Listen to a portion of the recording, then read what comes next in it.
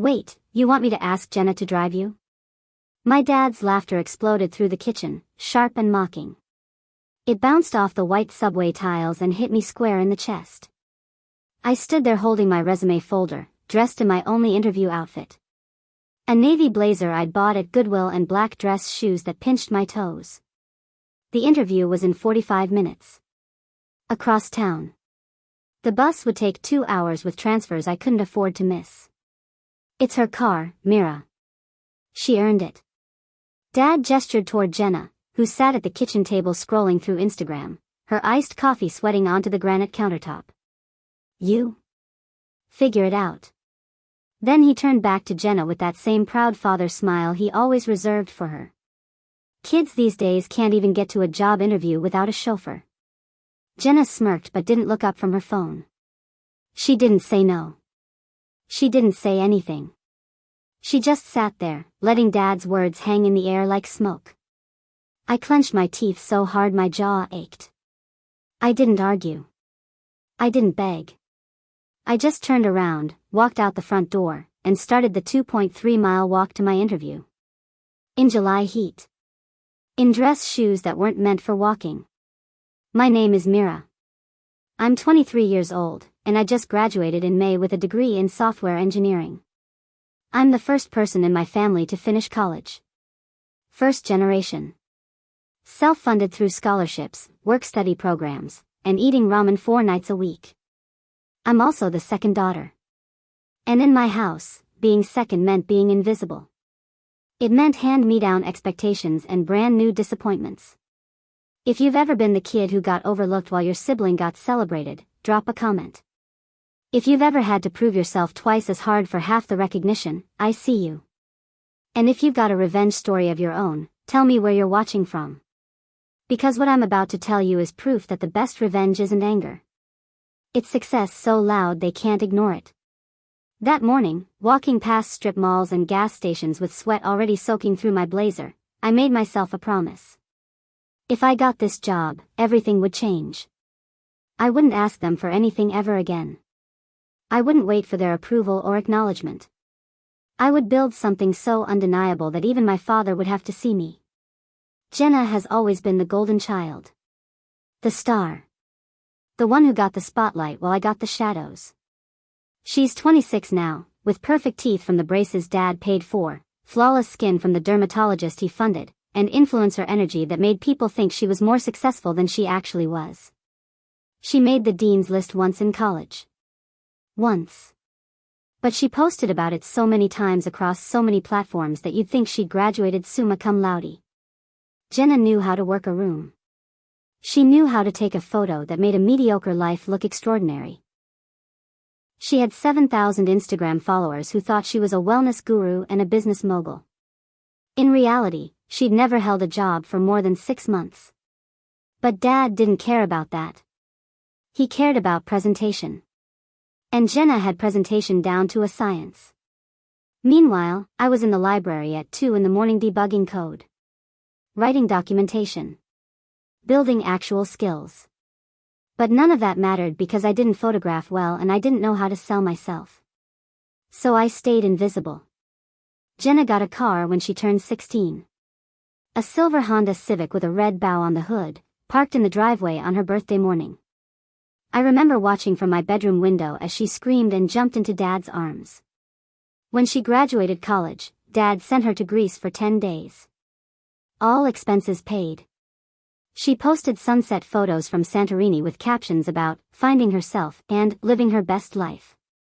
And now, at 26, after her third failed business venture, Dad bought her a Tesla. Model 3. Midnight silver. Fully paid off. Because, according to him, she deserved something nice after working so hard. Working so hard. She launched an online boutique that sold exactly 4 items before she got bored. She'd started a YouTube channel that posted 3 videos and died. And her most recent venture, a lifestyle blog, hadn't been updated in 7 months. But she got a Tesla. Me? I got a used HP laptop when I started college. It overheated every 40 minutes and the battery died after 20. When I asked if they could help with my textbooks one semester, Dad told me, "You have a scholarship. Use it wisely." So I did. I used it for tuition, books, rent, and food while Jenna posted brunch photos from rooftop restaurants. That morning, walking to my interview, I passed the Tesla in the driveway. It sat there gleaming in the sunlight, still plugged into the charging station, the cable snaking across the concrete like a lifeline I wasn't allowed to touch. The logo reflected the sun. The interior smelled like new leather. The license plate frame said, "Dream big." I kept walking. My feet already hurt. Blisters were forming on my heels. Sweat dripped down my spine. My carefully ironed blazer was wrinkled and damp. But I didn't stop. I didn't look back. Because that walk wasn't just about getting to an interview. It was about everything that had led to this moment. Every time I was overlooked. Every time my accomplishments were minimized. Every time Jenna got handed something while I had to fight for scraps. Halfway there, standing at a crosswalk waiting for the light to change, I made myself a promise. If I got this job, everything would change. I would never ask them for help again. I would build something they couldn't ignore, couldn't diminish, couldn't laugh at. I would prove that being second didn't mean being less. And I would do it so quietly that by the time they realized what I'd built, it would be too late to take credit. 3 days later, I got the call. "Mira, this is Catherine from Apex Solutions. We'd like to extend an offer for the junior developer position." I stood in my bedroom, phone pressed to my ear, barely breathing. I'd interviewed with 6 companies. Got rejected by 5. This was my last hope. The offer is $95,000 base salary with a $25,000 signing bonus. Full benefits, stock options, and remote first work environment. "When can you start?" My hand shook. 95,000. I'd been expecting 50, maybe 60 if I was lucky. "Monday," I said. My voice didn't crack. "I can start Monday." "Perfect. I'll send the offer letter within the hour. Welcome to the team, Mira." After I hung up, I sat on the edge of my bed and stared at the wall. I didn't scream. I didn't call anyone. I didn't post about it. I just sat there, letting it sink in. This wasn't luck. This was years of working while others were partying. Years of late nights and early mornings. Years of being told I wasn't good enough and choosing to prove them wrong anyway. And now, I had proof. Real, tangible, undeniable proof. But I wasn't going to celebrate yet. I had bigger plans. Plans that would take time, patience, and absolute secrecy. Because the best reveals are the ones nobody sees coming. The signing bonus hit my account on my first day. $25,000. More money than I'd ever seen in one place. I didn't tell my parents. I didn't post about it. I opened a new bank account at a different bank and moved the entire amount there immediately. Then I started planning. First, I found an apartment. A 1-bedroom in a new building downtown with floor-to-ceiling windows and a view of the city skyline. The rent was steep, but I could afford it now. I signed the lease that afternoon and set my move-in date for 2 weeks out. Then I went car shopping. I walked into the Audi dealership wearing jeans and sneakers. The salesman looked me up and down, clearly unimpressed. Young. Female. Casual clothes. He probably thought I was wasting his time. "Just looking," I said, wandering through the showroom. Then I stopped in front of a black-on-black Audi A5. Sleek. Understated. Exactly what I wanted. "I'll take this one," I said. The salesman blinked. "Would you like to discuss financing options?" "No. I'm paying cash." His entire demeanor changed. Suddenly I was his most important customer. We finished the paperwork in less than 2 hours. I drove off the lot with my hands on the leather steering wheel, the engine purring beneath me, and my old life in the rearview mirror. And I still hadn't told anyone in my family a single thing. A week after I started my job, Jenna made an announcement at Sunday dinner. We were all gathered around the table. Mom had made pot roast. Dad was holding court at the head of the table like always. Jenna cleared her throat dramatically. So, I have some exciting news. I'm launching a wellness startup. Dad's face lit up. That's incredible, sweetheart. Tell us about it. Jenna launched into her pitch. Something about holistic living and female empowerment and creating a community of conscious consumers. It was all buzzwords and no substance, but Dad ate it up. What do you need to get started? He asked. $40,000 for branding, website development, and initial inventory. I watched Dad pull out his checkbook without hesitation. $40,000. Just like that. No business plan. No market research. No revenue projections. Just blind faith in Jenna's ability to succeed at something she'd never actually done before. 2 days later, Dad texted me. Can you help Jenna with her app?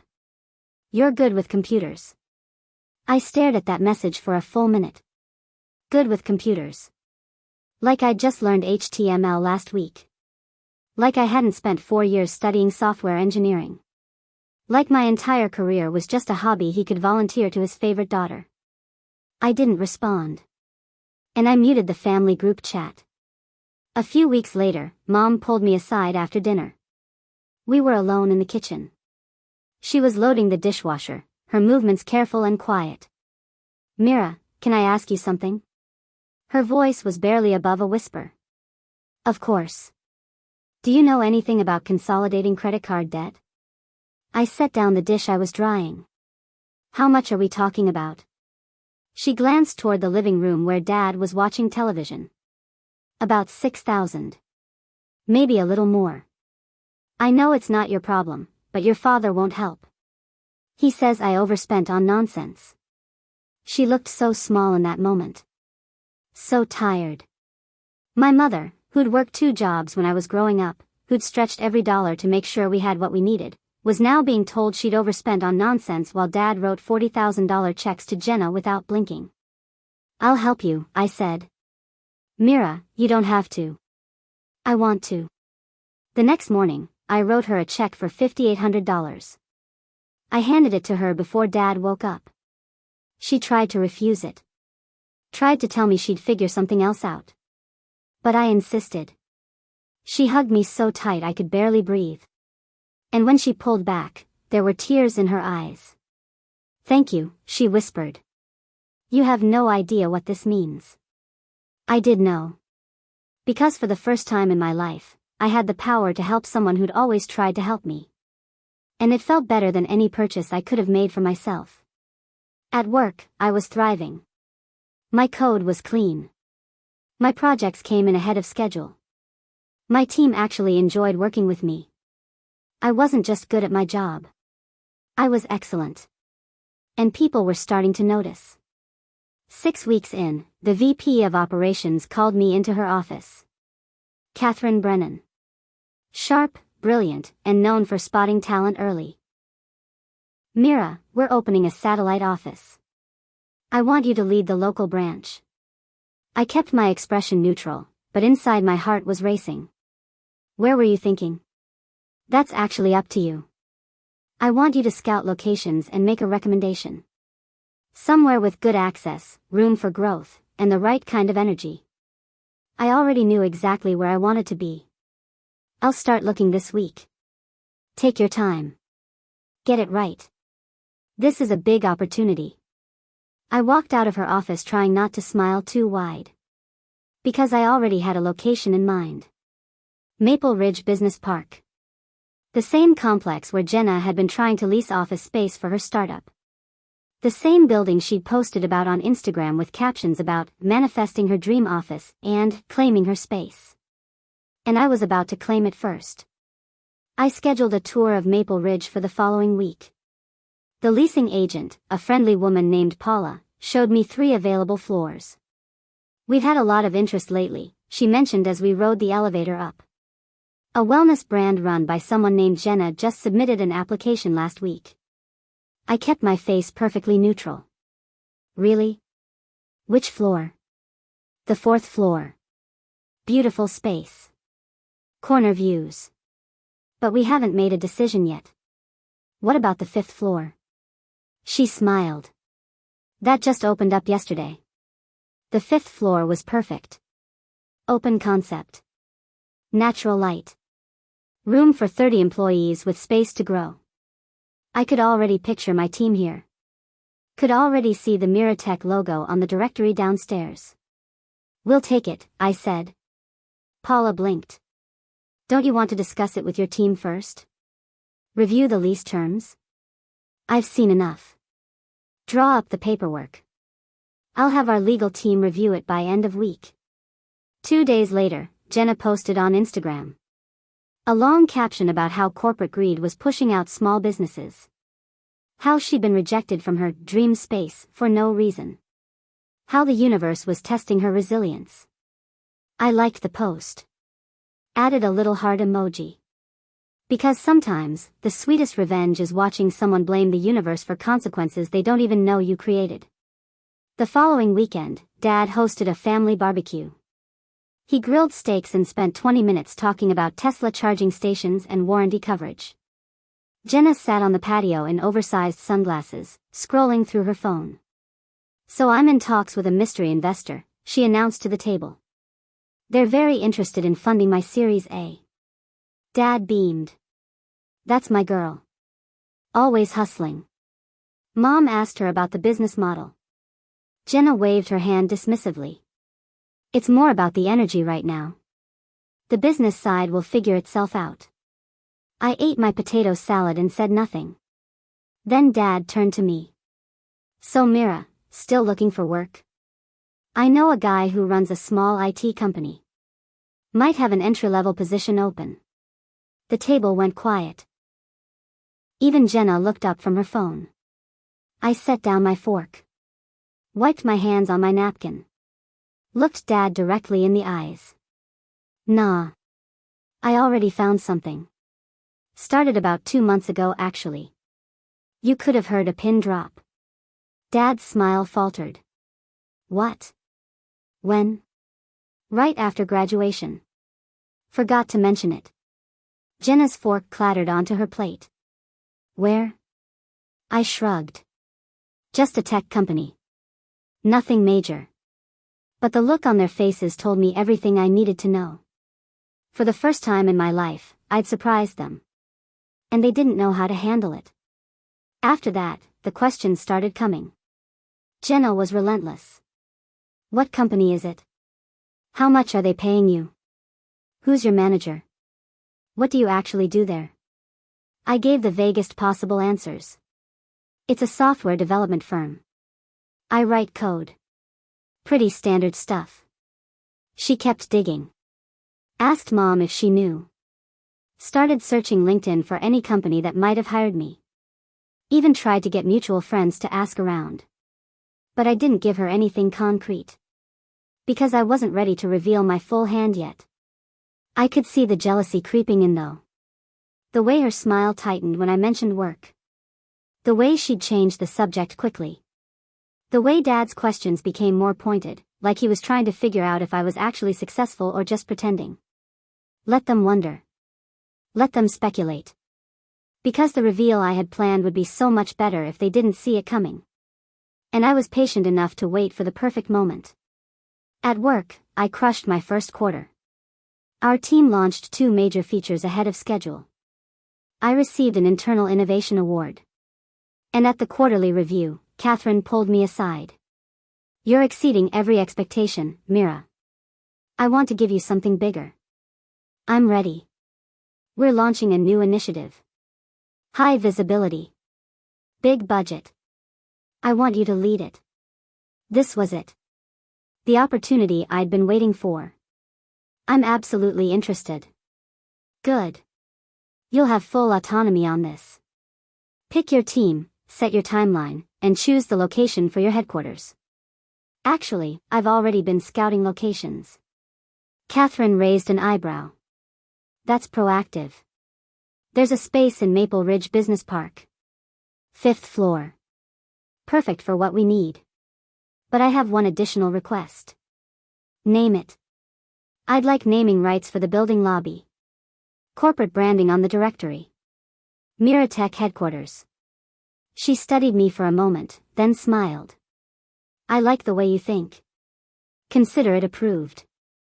Make it happen. I walked out of that meeting feeling like I was floating. Everything was falling into place exactly as I'd planned. And the best part? Jenna still had no idea what was coming. Out of nowhere, Dad called me on a Tuesday evening. Mira, I've been thinking. You're at an age where you need to start understanding wealth management. Investing. Building a portfolio. I switched the phone to speaker and continued cooking dinner. Okay. Most people your age don't understand how to handle money properly. They spend it all on rent and going out. I want to make sure you're setting yourself up for the future. I appreciate that, Dad. So I thought maybe we could sit down sometime. I'll show you how to diversify, how to read market trends. The basics. I stirred my pasta and smiled. Actually, Dad, I've already diversified. Index funds, individual stocks, some alternative investments. I've been working with a financial advisor since I got my signing bonus. Silence. Your what? My signing bonus. 25,000. Used part of it for investments. The rest for my emergency fund and my car. More silence. When did you get a car? About 2 months ago. Needed something reliable. What kind of car, Mira? An Audi. A 5. Black on black. I could practically hear his brain trying to process this information. His underachieving second daughter, the one who'd needed a ride to a job interview, now had an Audi and an investment portfolio. Well, he finally said. That's good. That's really good. We hung up shortly after. And I laughed for the first time in weeks. Mom visited my new apartment for the first time in late September.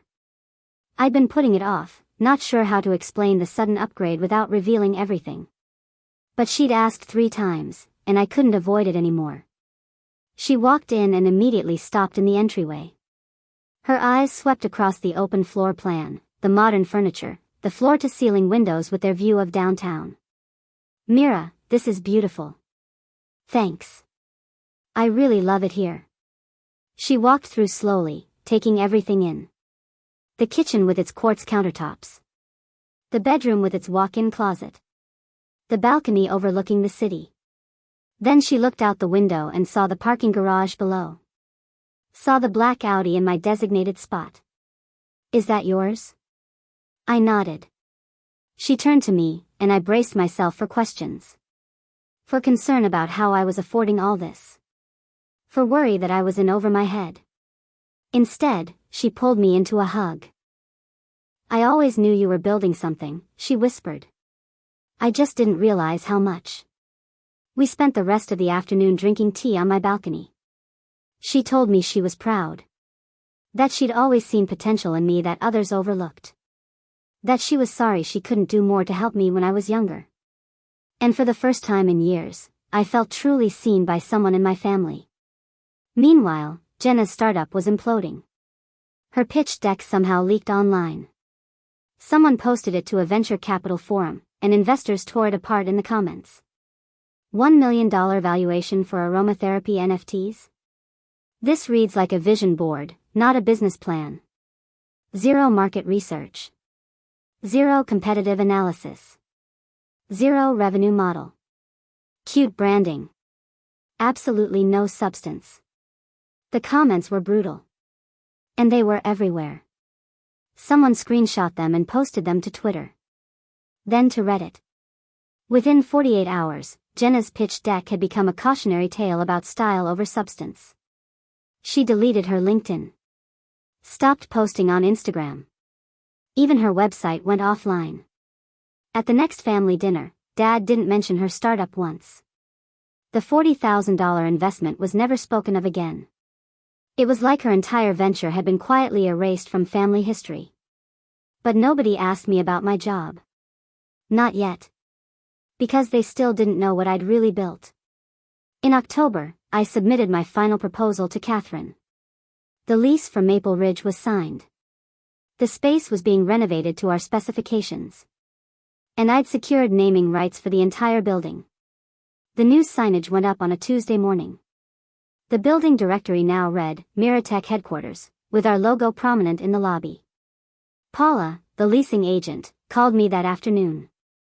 Just wanted to let you know, we had another inquiry from Jenna. Second application. She's asking about the 4th floor again. What did you tell her? That we can't approve it. Conflict of interest with an existing tenant's brand identity. Company policy. Makes sense. She didn't take it well. Asked to speak to the owner. Threatened to post about discrimination on social media. I sighed. I'm sorry you're dealing with that. Don't be. We get it all the time. Usually from people who don't have their paperwork in order. She paused. Can I ask you something? Sure. Is she related to you? I hesitated. She's my sister. Paula was quiet for a moment. Well, for what it's worth, you earned your space here. She didn't. That's business. After we hung up, I drove to Maple Ridge and stood in the lobby looking up at the directory. Miratech Headquarters. My name. My company. My success. And Jenna's application was still under review, with no chance of approval. Dad found out by accident. He'd been driving through the area and saw the new signage. Pulled into the parking lot out of curiosity. Walked into the lobby. And there, on the sleek digital directory, was my name. My company. My floor. He called me 15 minutes later. His voice was tight. I was just at Maple Ridge Business Park. Okay. Your name is on the building directory. It is. Mira, what exactly do you do? I leaned back in my office chair. I lead a satellite branch for my company. We're expanding. Maple Ridge is our new headquarters. When were you planning to tell us? I wasn't planning to hide it. It just never came up. It never came up. Your name is on a building, Mira. You said I wasn't ready for a real job, Dad. I figured I'd wait until I had something worth mentioning. Silence. This is a real job. I know. That's why I took it seriously. More silence. Then, we need to talk about this. I'm in a meeting. I'll call you later. I hung up. And for the first time in my life, I felt powerful in a conversation with my father. The next family dinner was tense from the moment I walked in. Dad barely looked at me. Jenna sat with her arms crossed, radiating hostility. Mom tried to keep conversation flowing, but it was like trying to paddle upstream. Finally, halfway through the meal, Jenna snapped. You're sabotaging me on purpose. You knew I wanted that building. I set down my fork. I secured office space for my company. That's it. You knew I'd applied there. You went behind my back. I applied for a space my company needed. The fact that you wanted the same building is coincidence. Dad jumped in. This is what happens when you get a little success and let it go to your head. You forget about family. I looked at both of them. Really looked at them. And something inside me finally broke free. No, Dad. This is what happens when you ignore someone's value for so long that you don't recognize it when it outranks everything you thought mattered. I stood up. Grabbed my coat from the back of my chair. I walked 2 miles in dress shoes to a job interview because you wouldn't let Jenna give me a ride. I spent 4 years working my way through college while you paid for her trips to Europe. I built a career while you invested $40,000 in a business with no plan. And now that I've actually succeeded, you're upset because I didn't ask for your permission first. The room was silent. I don't need your permission anymore. I don't need your approval. And I definitely don't need your advice on how to handle money. I walked toward the door. Mom stood up like she wanted to follow me, but Dad put a hand on her arm. Mira, he started. I'll see you when you're ready to be proud instead of threatened. And I left. My second quarter bonus hit in November. $32,000. More than I'd made in entire years before this job. I could have bought anything. A new car. Designer clothes. A bigger apartment. But instead, I did something that mattered more. I used the money to establish a scholarship fund for first-generation college students pursuing degrees in STEM fields. Full tuition coverage. Textbook stipend. Housing assistance. I named it the Carolina Martinez Scholarship Fund, after my mother's maiden name. When I showed her the website, she cried. She sat at my kitchen table with her laptop open, reading the scholarship description over and over, tears streaming down her face. You didn't have to do this. Yes, I did. Because someone should have done it for me. She pulled me into a hug and whispered, "Your father is wrong about you. He's always been wrong about you." For the first time in my life, I felt like my mother really saw me. Not as the second daughter. Not as Jenna's little sister. Just as me. As Mira. And that meant more than any bonus ever could. Jenna tried one more time to get space at Maple Ridge. Her third application came with a strongly worded letter about how she was being discriminated against based on familial relationships. Paula forwarded it to me with a note, FYI. Already denied. Just thought you should know what you're dealing with. The denial letter was straightforward, application denied due to conflict with existing tenants' brand identity and business operations. This decision is final. Jenna posted about it on Instagram. Another long rant about how the system was rigged against female entrepreneurs. How corporate interests always won over small businesses. How she was a victim of the patriarchy. 200 comments of support from people who had no idea she was ranting about her own sister's success. I didn't like the post this time. I just let it exist in its own bubble of delusion. Because responding would have given her the attention she was desperately seeking. And I'd learned that the most powerful response was often no response at all. Dad called me 3 weeks later. His voice was different. Softer. Almost uncertain. "Mira, I wanted to talk to you about something." "Okay. I think I owe you an apology. I didn't realize how much you'd accomplished. How hard you'd been working." I didn't say anything. Just waited. "Your mother showed me the scholarship fund. That's really incredible. And I drove by your building again. Saw your car in the lot. The Audi. Still waiting. I'm proud of you. I should have said that sooner. You should have believed in me sooner." Silence on his end. Then I said, "It didn't just work out, Dad. I made it work. There's a big difference between getting lucky and building something. And I built this. While you were laughing at me for asking for a ride. While you were handing Jenna everything and telling me to figure it out. I figured it out.